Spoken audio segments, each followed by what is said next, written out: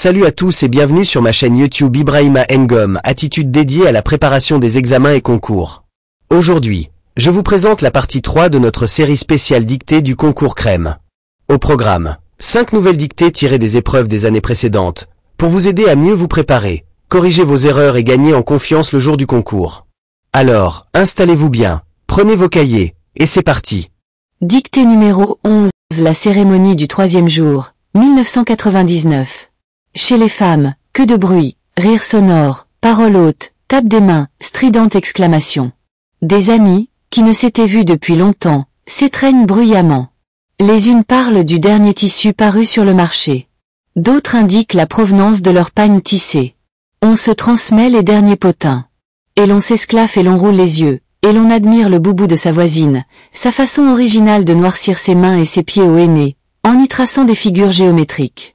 De temps en temps, une voix virile excédée met en garde, redéfinit le rassemblement, cérémonie pour la rédemption d'une âme. La voix est vite oubliée et le brouhaha revient, s'amplifiant. Le soir, vient la phase la plus déroutante de cette cérémonie du troisième jour. Plus de monde, davantage de bousculades pour mieux voir et mieux entendre.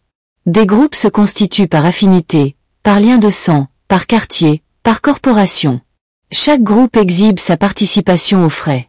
Jadis, cette aide se donnait en nature, mil, bétail, riz, farine, huile, sucre, lait. Aujourd'hui, elle s'exprime ostensiblement en billets de banque et personne ne veut donner moins que l'autre.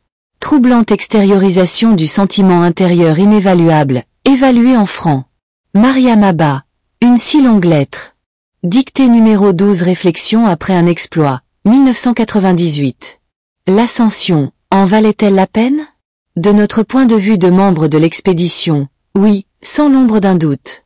Unis pour cette haute tentative, nous pouvons témoigner ensemble de bien des spectacles de beauté et de grandeur. Nous avons édifié une unité que le temps n'a pas détruite, et jamais nous ne pourrons oublier les heures que nous avons vécues sur cette montagne. Mais, hors de notre perspective d'alpiniste, l'ascension de l'Everest est-elle justifiée ? Oui, je le crois également, si l'on hâte, mais que, dans ce monde qui est aujourd'hui le nôtre, l'aventure est devenue un besoin.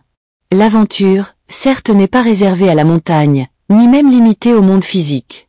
Mais si l'on veut une justification de notre ascension, elle est fournie par toute la recherche des Everest, personnels que l'événement aura stimulés.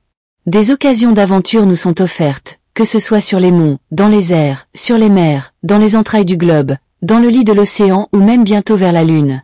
Il n'est, je le crois, ni altitude, ni profondeur, auquel l'homme, sous la conduite de l'esprit, ne puisse parvenir. John Hunt. Dictée numéro 13 paix, 1997. Jamais les triomphes les plus éclatants ne peuvent dédommager une nation de la perte d'une multitude de ses membres que la guerre sacrifie. Ces victoires même lui font des plaies profondes que la paix seule peut guérir. Si la raison gouvernait les hommes, si elle avait sur les chefs de nation l'empire qui lui est dû, on ne les verrait point se livrer inconsidérément aux fureurs de la guerre. Ils ne marqueraient point cet acharnement qui caractérise les bêtes féroces. Attentifs à conserver une tranquillité de qui dépend leur bonheur, ils ne saisiraient point toutes les occasions de troubler celles des autres. Satisfaits des biens que la nature a distribués à tous ses enfants, ils ne regarderaient point avec envie ceux qu'elle a accordés à d'autres peuples. Les souverains sentiraient que des conquêtes payées du sang de leurs sujets ne valaient jamais le prix qu'elles ont coûté. Mais, par une fatalité déplorable, les nations vivent entre elles dans une défiance réciproque, perpétuellement occupées à repousser les entreprises injustes des autres ou à en former elles-mêmes. Les prétextes les plus frivoles leur mettent les armes à la main. Et l'on croirait qu'elles ont une volonté permanente de se priver des avantages que la providence ou l'industrie leur ont procurés. Les passions aveugles des princes les portent à étendre les bornes de leurs États. Ils ne cherchent qu'à grossir le nombre des hommes qu'ils rendent malheureux. Ils s'aperçoivent toujours trop tard que le sang du citoyen s'est mêlé à celui de l'ennemi. Diderot. Dictée numéro 14. Le réveil du quartier, 1996. La brise maritime gorgée d'iode, venue du littoral, traînait les copards dessus les toits en zinc, en tuiles, en terrasses encore noyées dans la nuit finissante. Dans le ciel, quelques étoiles pâlissaient. À l'intérieur de la mosquée de bois, 3 ampoules dispensaient une lumière jaunâtre. Les replis des zones d'ombre limitaient l'espace vide. À peine des nattes et peaux de mouton, la dizaine de fidèles, en une rangée et demie derrière l'imam, égrenaient leur chapelet. Le tic-tac régulier de la pendule au fixé à droite de la niche de l'imam et les chutes régulières, l'une après l'autre, des perles de chapelet, brisaient le silence monacal. Lointain, incertain, Des bruits bourdonnaient comme une mer à l'orée d'un changement de marée. Debout au seuil de la porte du milieu, le boutiquier, les reins ceints d'un pagne, torse nu, les bras levés au-dessus de la tête, les doigts entrelacés, s'étirait délicieusement. Son regard se tourna vers le ciel, puis vers la route. 5 femmes, des bassines vides sous le bras, se dirigeaient vers la borne fontaine. Samben Ousmane, Niiwam, Paris, Présence africaine, 1987 page. 59, 60. Dictée numéro 15. Mes parents, 1995. Ma mère était une créature bien heureusement douée. Ella se levait avec le soleil comme les oiseaux, auxquels elle ressemblait par l'industrie domestique, par l'instinct maternel, par un perpétuel besoin de chanter et par une sorte de grâce brusque que je sentais fort bien, tout enfant que j'étais. Elle était l'âme de la maison, qu'elle remplissait de son activité ordonnée et joyeuse. Mon père était aussi lent qu'elle était vive.